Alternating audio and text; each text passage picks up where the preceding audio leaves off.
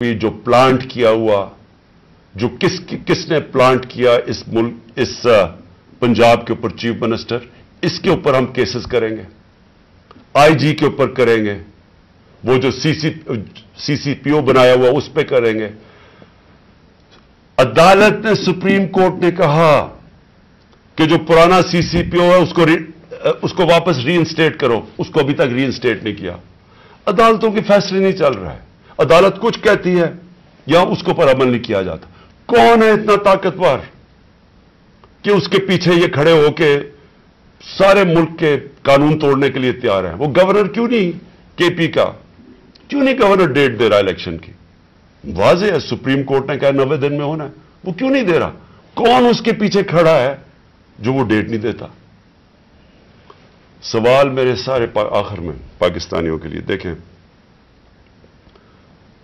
हमने बाहैसियत कौम फैसला करना है। क्या हमने इस जंगल में रहना है जिसका कोई अब मुस्तकबिल नहीं है और अपनी तबाही का रास्ते की तरफ जा रहा है? मुल्क तो डूब रहा है, माशियत तो तबाह हो गई है, सारे चोर ऊपर बैठ गए हैं, अपने 1100 अरब